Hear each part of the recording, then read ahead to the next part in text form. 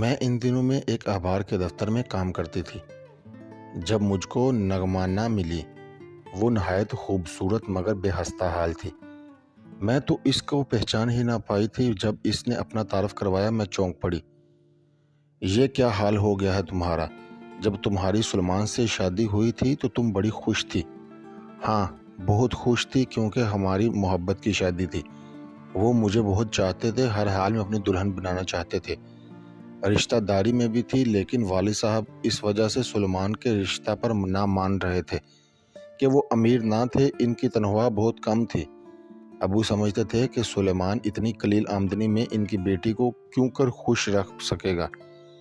یہ اپنی چھوٹی چھوٹی خوشیوں اور خواہشوں کو پورا کرنے کو ترستی رہ جائے گی۔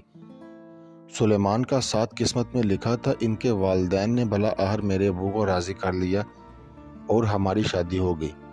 تم تو جانتی ہو کہ میں ان سے شادی کے بعد کتنی خوش تھی۔ غربت میں بھی سکون تھا۔ ہاں، کبھی کبھار یہ بات گھٹنے کی ضرور کہ سلمان کے پاس نہ اپنا مکان ہے اور نہ گاڑی اور نہ ہی دیگر آسائشیں، تو زندگی تمام عمر اس طرح حسرت بڑی ہی گزر جائے گی۔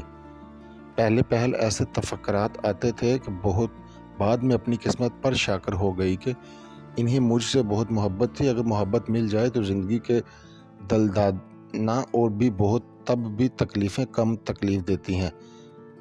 میں نے تبھی خود کو سمجھا لیا کہ خواہشات کو انسان جس قدر بڑھاتا ہے وہ اتنی ہی بڑھتی جاتی ہیں۔ انسان کو اس دنیا میں 2 وقت کی روٹی مل جائے، محبت سکون بھی ہو تو یہی بہت کچھ ہے۔ شوہر کی زیادہ دولت بھی بیوی زندگی میں پریشانیاں ہی لاتی ہے۔ اچھا، تو اب کیا ہوا ہے؟ تم مجھے یہاں کورٹ میں نظر آ رہی ہو۔ اپنے بیٹے کے لیے سرپرستی کا کیس ڈالا ہوا ہے۔ دراصل مجھے سلمان نے طلاق دے دی ہے اور بیٹا اپنے پاس رکھ لیا ہے۔ یہ کیا کہہ رہی ہو؟ کیا قصور تھا تمہارا جو تم نے اتنی چاہت کے باوجود طلاق دے دی اور بیٹا بھی تم سے لے لیا ہے؟ کہنے لگی، یہاں کورٹ میں کیا بتاؤں، کہیں بیٹھیں گے تو بات کروں گی۔ تو چلو میرے ساتھ۔ میں نے کہا، شاید میں تمہاری کچھ مدد کر سکوں۔ یوں میں اپنی پرانی ہم جماعت کو ساتھ لے کر پھر اس نے اپنی روداد سنائی جو اس کی زبانی رقم کر رہی ہوں۔ شروع میں میں اپنے سسر اور ساس سسر کے ساتھ رہتی تھی۔ جب سلمان کا تبادلہ دوسرے شہر ہو گیا تو انہیں کرائے کا ایک چھوٹا سا مکان لے لیا، مجھے اپنے ساتھ لے آئے۔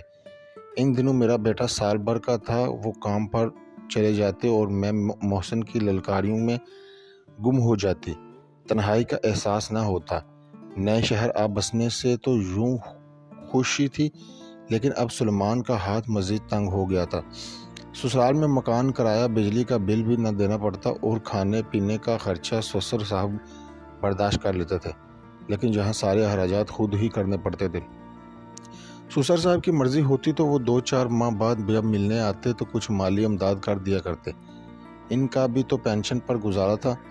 پاس پڑوس میں کھاتے پیتے خوشحال لوگ رہتے تھے۔ جب ان عورتوں کو اچھے قیمتی لباس میں دیکھتی تو مجھے حسرت ہوتی کہ ان جیسا پہنوں، بس سوچ کر ہی رہ جاتی کہ جتنی چادر ہو اتنے ہی پاؤں پھیلانے چاہیے۔ 2 سال گزر گئے، گھر میں 4 عیدیں آئیں مگر میں عید پر نیا جوڑا نہ بنوا سکی، جبکہ میری پڑوسن تو ہر ماہ نئے جوڑے میں نظر آتی۔ دل سے سرد آہ نکل جاتی، پھر صبر کو آوازیں کہ خواہشوں کو اس کے سپرد کر دیتی۔ میری بدقسمتی کہ اس بار عید سے 15 روز قبل محلے میں کپڑا بیچنے والا آیا۔ حسب معمول محلے کی عورتیں اس کے گرد جمع ہو گئیں اور کپڑا خریدنے لگیں۔ میں نے جو آواز سنی، بیٹے کو گود میں اٹھایا، پڑوس میں چلی گئی۔ کپڑے والا رابعہ کے گیٹ کے سامنے بیٹھا ہوا تھا۔ اس نے اپنی گھڑی گیٹ کے اندر رکھ کر گیٹ کھول دیا۔ عورتیں بڑے شوق سے ملکی اور غیر ملکی کپڑے دیکھ رہی تھیں۔ میں نے بھی 1-2 کٹ پیس جوڑے اٹھا کر دیکھے اور ان کا بھاؤ پوچھا۔ پلٹتی رہی، پھر ان کو واپس رکھ دیے۔ جب عورتیں کپڑے خرید چکی تو مجھ سے کہا، نغمہ تم نے کچھ نہیں لیا؟ تم بھائی تو کچھ تو لو۔ اس پر میرے لبوں سے ٹھنڈی آہ نکل گئی۔ دھیرے سے بولی، 1 جوڑا لینا تھا لیکن پیسے نہیں بن رہے، یہ کپڑے کافی مہنگے ہیں۔ میں نے یہ بات کچھ اس طرح سے کہی کہ کپڑے والے کے دل میں اس جملے نے اثر کیا۔ جب عورتیں رابعہ کے گھر سے نکل کر اپنے گھر چلی گئی، آخر میں وہ اپنی پڑوسن کے گھر سے نکل نکلی اور اپنے گھر میں آ گئی۔ کپڑے والے نے جوں ہی مجھ کو اپنے گیٹ کے اندر داخل ہوتے دیکھا، گھڑی اٹھا میرے در پر چلا آیا اور میں نے دروازہ بند ہی کیا تھا کہ اس نے کھٹکھٹایا۔ کون ہے یہ کہتے ہوئے میں نے ایک پٹ کو ذرا سا کھول کر جھانکا، اس خیال سے کہ یقیناً پڑوسن ہوگی، اپنے خریدے ہوئے کپڑوں کو پھر سے دکھانے اور ستائش کے جنگ الفاظ سننے کے لیے آئی گئی ہوگی، کیونکہ وہ جب شاپنگ کرتی ہے مجھ کو دکھا کر بار بار پوچھتی تھی، نعمانہ یہ کیسے ہیں؟ میں نے اچھی شاپنگ کی ہے نا؟ اس طرح ستائش سن کر اس کی تسلی ہو جاتی تھی۔ گیٹ کھولا تو یہ دیکھ کر حیران رہ گئی کہ سامنے کپڑا بیچنے والا کھڑا تھا۔ اس کے ہاتھ میں وہی دونوں جوڑے تھے جو میں نے پسند کر کے بس رکھ دیے تھے۔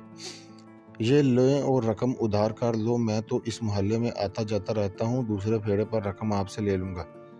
اس سے پہلے کہ میں کچھ سوچتی اس نے وہ خوبصورت جوڑا مجھے کو تھما دی اور چلتا بنا۔ جاتے جاتے کہہ گیا کہ میرا نام عبدالرحمن ہے، میں اگر نہ آ سکا اور میری بجائے میرا بھائی آیا تو میرا نام لے گا، تب پیسے اسی کو دے دینا۔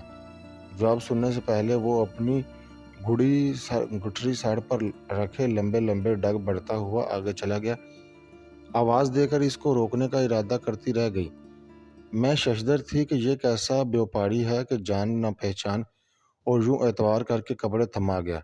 پھر سوچا کہ یہ مدت اور ادھر پھیری لگاتا ہوگا، تبھی ادھار دے کر کاروبار لوگوں کا مال بیچنے کا ہے، یہی طریقہ ہوتا ہے۔ بے شک کپڑا مجھے پسند آیا تھا، لیکن یہ غیر ملکی اور خاصا مہنگا تھا، میں اس کی قیمت چکانے کی متحمل نہ ہو سکتی تھی، میں اتنا سارا قرض کہاں سے اتاروں گی؟ ان دنوں 2000 روپے سلمان کی تنخواہ تھی، 1000 روپے مکان کا کرایہ تھا اور بجلی پانی کی مد میں چلا جاتا تھا۔ بچے کے دودھ کے ڈبے اور دیگر اخراجات کے بعد ہمارے گزارے کے لیے رقم بھی کتنی بچتی تھی۔ عبدالرحمن تو کپڑوں کا بنڈل تھما کر چلا گیا تھا، مجھ کو شش و پنج میں ڈال گیا۔ پہلے کئی دن میں نے یہ جوڑا چھپا کر رکھے، پھر ایک روز سوچا کہ ادھار کا سلمان کو بتا ہی دوں، جوڑے بھی دکھا دوں۔ کب تک چھپا کر رکھوں گی؟ پھر سوچتی پڑ گئی کہ بتا دیا تو کہیں وہ بگڑی نہ جائیں۔ اسی ادربن میں تھی کہ رابعہ آ گئی۔ اس کا شوہر ٹیلر ماسٹر تھا، اس کی آمدنی خوب ہوتی تھی، صدر بازار میں اس کی بڑی سی دکان تھی اور کئی کاریگر رکھے ہوئے تھے، ان کے وارے نیارے تھے، تبھی تو رابعہ کو زندگی کا ہر عیش و آرام میسر تھا۔ مجھ کو پریشان دیکھ کر اس نے پوچھا، کیا بات ہے نعمانہ، آج بہت فکر مند نظر آتی ہو؟ میں نے ساری بات بتا کر کہا، جوڑے تو مجھے پسند ہیں، لیکن یہ ڈر ہے کہ کہیں عبدالرحمن اچانک آ کر ادھار کی رقم مانگ لے گا تو کہاں سے لاؤں گی؟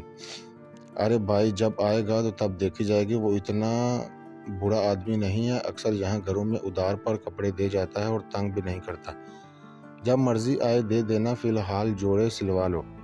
کیا تمہارا جی نہیں چڑھاتا کہ عید پر نئے کپڑے پہنوں؟ کیوں نہیں چاہتا ہے، لیکن میرے پاس تو سلائی کے پیسے بھی نہیں ہیں۔ اس کی تم فکر مت کرو، مجھ کو کپڑے ناپ دے دو، میں اپنے میاں سے سلوا دوں گی۔ تم سلمان بھائی سے بھی کہہ دینا کہ میری سہیلی رابعہ نے یہ جوڑے عید کا تحفہ دیا ہے، ان کو تو معلوم ہی ہے میرے شوہر ٹیلر ہیں، تو کہہ دینا کہ سلوا کر ہی اسی لیے دیے ہیں۔ میری متفکر سوچوں کا فوری حل تو نکل آیا تھا، اور جب جوڑے سل کر آ گئے تو میں نے سلمان کو منوعن وہی کہہ دیا جو مجھ کو رابعہ سکھا کر گئی تھی۔ انہوں نے جوڑے دیکھے، خوشی کا اظہار کیا اور فکر کا بھی کہ اب تم اپنی پڑوسن کا یہ احسان کس طرح اتارو گی۔ احسان کی کیا بات ہے، اس نے اپنی خوشی سے دیے ہیں، میں نے مانگے تھوڑی ہیں۔ رابعہ کے پاس کس شے کی کمی ہے، اس کو ان باتوں کی پرواہ نہیں، وہ اچھے اخلاق والی ہے، بس دے دیے ہیں۔ کیا ایک سہیلی جو پیسے والی ہو اور اپنی غریب سہیلی کو جوڑے بھی نہیں دے سکتی؟ اچھا بھائی، تم عورتوں کی باتیں تم جانو، مجھے تو کھانا اور لا دو، آج اوور ٹائم کیا ہے، تھک گیا ہوں۔ محسن کے کپڑے بھی لینے ہیں، عید کو دن ہی کتنے رہ گئے ہیں۔ عید بحیریت گزر گئی، میں نے نئے جوڑے پہن کر سسرال گئی۔ والدہ تو محرومہ ہو چکی تھی، ابو سے عید ملنے گئی، وہ بھی مجھے اتنے خوبصورت لباس میں دیکھ کر خوش ہو گئے۔ میں نے رابعہ کو دعا دی کہ جس کا حوصلہ دلانے سے خوشی نصیب ہوئی تھی۔ 3 ماہ گزر گئے، تب ایک روز اچانک عبدالرحمن آ گیا، اس نے دروازہ بجایا۔ میں نے گیٹ کھولا کہ اس سے معذرت کر کے پہلے قرض کے لیے مہلت لے لوں، کہ اس نے ایک ہینڈل تھما دیا اور کہنے لگا، یہ رکھیے، میں پچھلی گلی میں سے ہو کر آتا ہوں، وہاں سے بھی پیسے لینے ہیں۔ اس سے پہلے کہ وہ پھرتی سے آگے نکل جاتا، میں نے بنڈل کے اوپر کا کاغذ ذرا سا پھاڑا اور کہا، ٹھہرو عبد الرحمن، پہلے میری بات سن لو۔ وہ ٹھہر گیا۔ بنڈل میں بہت خوبصورت اور قیمتی کپڑا تھا۔ یہ کس لیے؟ آپ کے لیے، دیکھیں گی تو پسند کر لیں گی۔ یہ مجھے نہیں چاہیے، لے لو، میں نے بھی تمہارا پہلا قرض نہیں اتارا ہے، تم اور کپڑے لے کر آ گئے ہو۔ اب دیکھیے تو صحیح، آپ کے پڑوسن نے بھی لیے ہیں۔ ارے بھائی پہلے پیسے ابھی۔ وہ بن کہے سمجھ گیا، مزید بولنے کا موقع ہی نہیں دیا۔ جب ہوں تب دے دینا، میں کب کہتا ہوں کہ پیسے دے دے۔ یہ کہہ کر وہ چلتا بنا۔ اس بار بھی اس نے اپنی عجلت دکھائی کہ اسے روکنے کا موقع نہ ملا۔ میں اس کو تیزی سے جاتے دیکھتی رہ گئی۔ اگر میں گیٹ سے نکل کر اس کے پیچھے جاتی یا بلند آواز سے روکنے کا کہتی، تب بھی اسے روک نہ پاتی۔ دیکھتے دیکھتے وہ گلی کے اختتام پر پہنچ کر مڑ گیا۔ دیر تک ہاتھ میں بنڈل تھامے کھڑی ہی رہی۔ اب کیا کروں، سوچا رابعہ کو بتاتی ہوں۔ وہ گٹھر لاتا تو رابعہ کے گیٹ پر کے اندر ہی رکھ دیتا اور گلی میں آواز لگاتا اور آتا جاتا تھا۔ جس کو خریدنا ہوتا وہ رابعہ کے دروازے پر آ جاتی اور اس کے گھر اندر بیٹھ کر آرام سے کپڑے کھول کر دیکھتی اور پسند کرتی۔ تبھی میں نے بنڈل لے کر اس کے گھر چلی گئی اور اس کو بتایا کہ ابھی پچھلے جوڑوں کے پیسے دینے ہیں اور وہ چالاکی سے دوسرے جوڑے تھما گیا ہے۔ اب بتاؤ کیا کروں؟ وہ کہنے لگی، اچھا یہیں رکو، اگر ابھی آ جاتا ہے تو بات کر لیتے ہیں۔ کافی دیر انتظار کیا مگر وہ نہ آیا۔ تب رابعہ نے کہا، پچھلی بار میں نے کافی کپڑے لیے تھے، شاید اس بار وہ ادھر نہیں آئے گا۔ پچھلی گلی میں شائستہ کے گیٹ پر گٹھر کو کھولا ہوگا۔ میں ابھی تک پریشان تھی کہ تم کیوں پریشان ہوتی ہو، خاموشی سے یہ کپڑا رکھ لو، آ جائے گا تو واپس کر دینا، نہیں آئے گا تو سلوا لینا، سلائی تو تمہیں مفت میں پڑتی ہے نا، قرض بھی اتر جائے گا، جوڑے سلواؤ اور پہن لو۔ سلمان بھائی کو بتا دینا کہ میں نے دیے ہیں، کہہ دینا کہ ٹیلر کی دکان پر اکثر امیر عورتیں زیادہ کپڑے دے جاتی ہیں، جو بچ جاتے ہیں اس کے بارے میں پوچھتی ہی نہیں ہیں، تو ان کی ہم قمیضیں سلوا لیتے ہیں اور شلواریں ان کی میچنگ کا کپڑا لے لیتے ہیں۔ اس لیے گاہکوں سے درزیوں کی تو تواضع فائدہ مند ہو جاتا ہے۔ وہ ناراض نہ ہو جائیں گے کہ مفت کے کپڑے تم کیوں لے لیتی ہو۔ ان کو کہنا کہ دنیا ایسے ہی چل رہی ہے، کیا اچھے کپڑے پہننے کا تمہارا حق نہیں ہے؟ تم نے چوری تو نہیں کی ہے اور نہ ہی ڈاکہ ڈالا ہے، بس اور کچھ کہنے کی ضرورت نہیں ہے۔ بینگ لگے نہ پھٹکری اور رنگ بھی چوکھا آئے۔ یہ بات رابعہ مجھے سکھا گئی۔ یوں خوبصورت اور قیمتی کپڑے پہننے کی خواہش اور ضمیر کی آواز دب گئی۔ میں نے ایک بار پھر اپنے شوہر سے جھوٹ بولا، رابعہ نے جوڑے سلوا دیے ہیں اور میں نے پہن لیے۔ اب میں یہ جوڑے پہن کر بڑی شان سے محلے کی عورتوں کے سامنے جاتی اور پڑوسن پر برتری جتلاتی کہ میں نے بھی اس قابل ہوں کہ ان جیسا لباس پہن سکتی ہوں۔ وہ بھی میرے کپڑوں کی تعریف کرتی، مجھے اہمیت اور عزت ملنے لگی۔ 2 ماہ اور گزر گئے۔ اس دوران میں اور سلمان کے والد کی عیادت میں بھی گئے، وہ بیمار تھے۔ رابعہ نے بتایا کہ تمہارے پیچھے عبد الرحمن آیا تھا، ہم نے کچھ اور جوڑے خریدے، اس نے تمہارا بھی پوچھا تھا، میں نے بتایا تم سسرال گئی ہو۔ قرض کے بارے میں کچھ کہا تھا اس نے؟ بالکل نہیں، ایسا کوئی ذکر نہیں ہوا، اس نے نہیں کیا۔ اس واقعے کو بھی 1 ماہ گزر گیا۔ ایک روز سلمان دفتر گئے ہوئے تھے، کسی نے صبح 10 بجے در پر دستک دی۔ میں نے پوچھا کون ہے؟ آنے والا چپ رہا مگر چند لمحوں بعد بھی پھر دستک ہوئی۔ کون ہے؟ اس نے اس بار بلند آواز میں پوچھا۔ عبد الرحمن، جواب ملا۔ میں نے بغیر دروازہ کھولے ہی پوچھا، کیا قرض کی رقم لینے آئے ہو؟ نہیں، رقم کی فکر نہ کرو، جب پیسے ہوں بتا دینا، مگر دروازہ کھولو، پیاس لگی ہے۔ میں نے گیٹ کی جڑی سے دیکھا، اس کے ہاتھ نظر آئے جن میں ایک بنڈل تھا۔ سمجھ گئی کہ یہ پھر سے مجھ کو مزید مقروض کرنے آ گیا ہے۔ در نہ کھولا۔ ایک دوبارہ دستک دینے کے بعد اس نے بنڈل میری دیوار کے اوپر سے گھر کی اندر پھینک دیا، جو چارپائی پر جا کر خود چلتا بنا۔ میں نے اس کی اس حرکت پر چکرا کر رہ گئی، آگے بڑھ کر گیٹ کھولا، لیکن وہ اتنا آگے جا چکا تھا کہ میرے چیخ کر آواز دینے سے لوگوں متوجہ ہو جاتے۔ بدنامی کے ڈر سے گنگ بے بسی اس کو گلی پار کرتے دیکھتی رہی۔ اب میرا ادھر دل دک دک کرنے لگا۔ پہلی غلطی کی جو شوہر سے پردہ پوشی کی، یہ اسی کا خمیازہ تھا۔ اب کیا کروں؟ کچھ دیر تک تو ساکت کھڑی بنڈل کو گھورتی رہی جیسے اس نے دھماکہ خیز مواد اور جہاں سانپ بچھو بند ہوں۔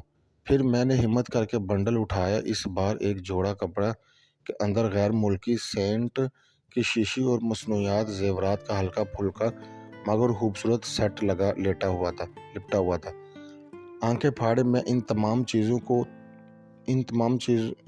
چیزوں کو تک رہی تھی کہ جیسے اس دنیا سے ان چیزوں کا تعلق ہی نہ ہو بلکہ یہ آسمانی تحفہ ہو۔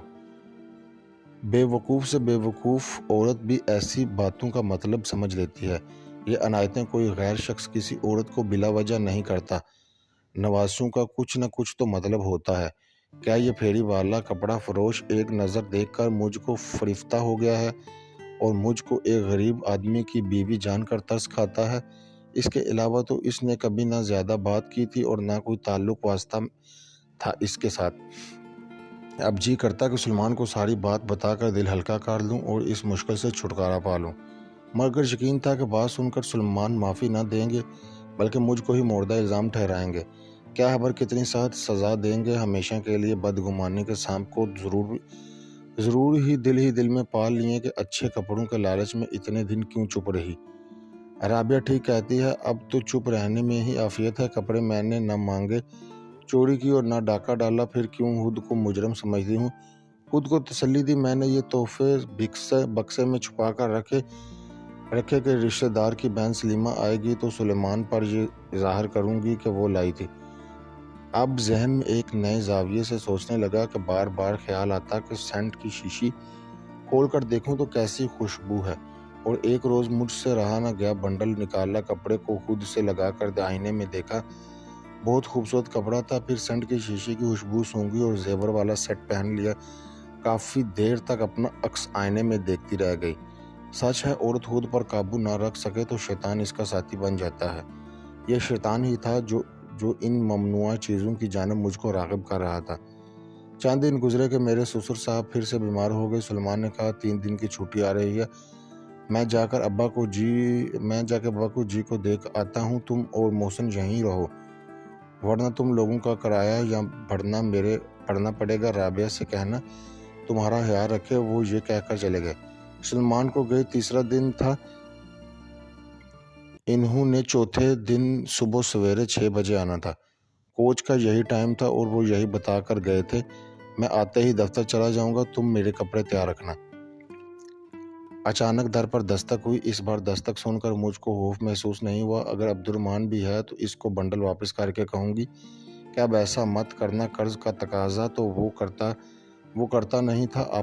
آپا سلیمہ آئیں گی تو ان سے رقم لے کر اس آدمی کے دستکوں سے جان چھڑوا لوں گی۔ یہ سوچ کر گیٹ کی جڑی سے دیکھا، اندازہ درست تھا، وہ واقعی عبدالرحمن تھا۔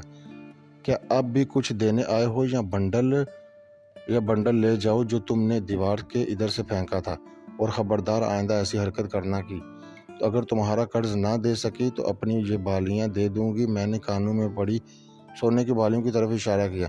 بی بی نہیں، میں کچھ دے نہیں آیا اور نہ ہی قرض کا تقاضا کرنے آیا ہوں، پریشان مت ہوں، بس ذرا دیر کے لیے میرا یہ گٹھر رکھ لو، مجھے نزدیک میں ہی ایک کام کچھ جانا ہے۔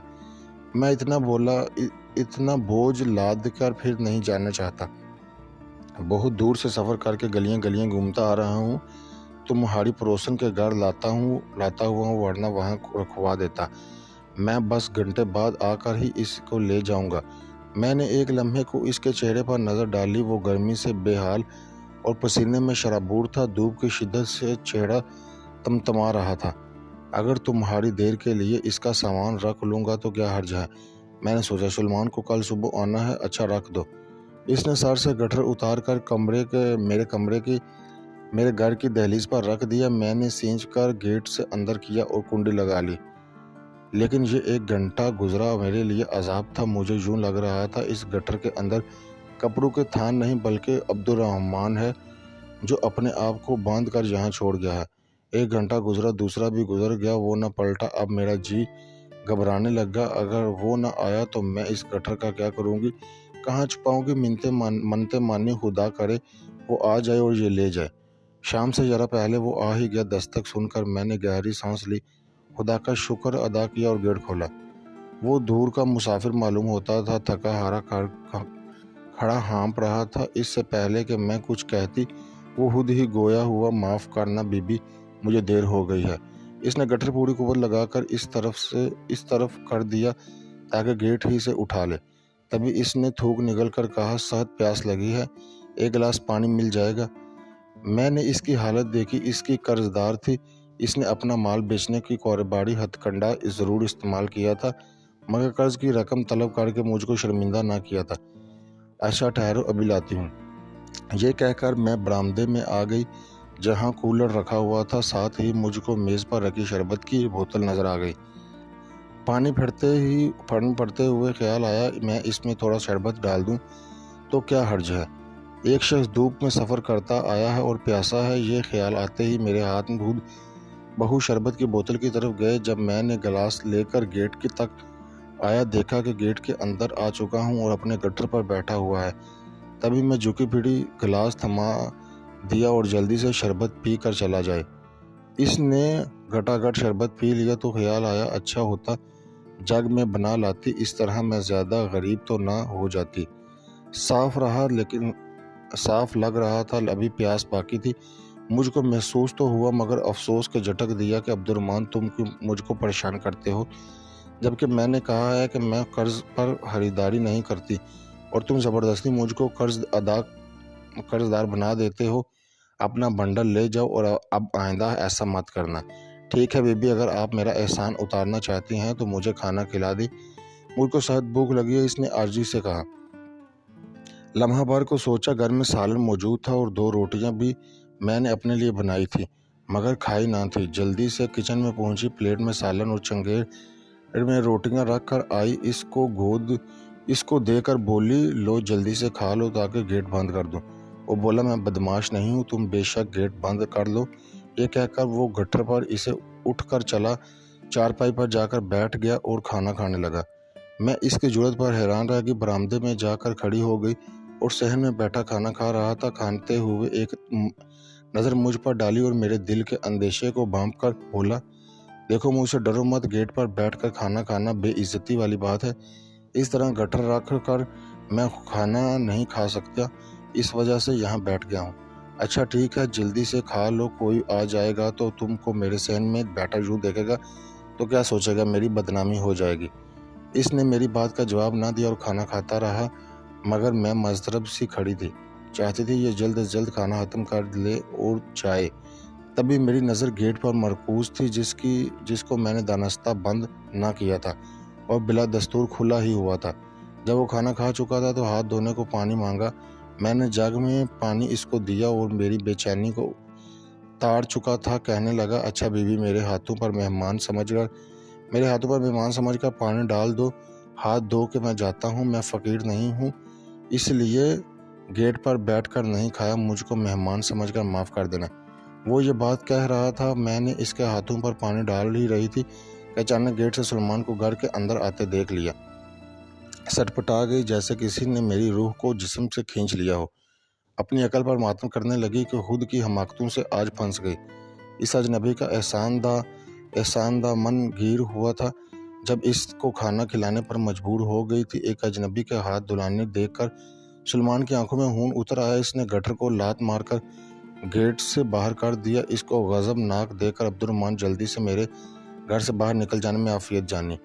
میرا خون خشک ہو چکا تھا، جہاں گٹری تھی وہاں ہی جم کر رہ گئی تھی، سانس لینا بھول چکی تھی اور اب میرے قدم زمین پر گڑے تھے۔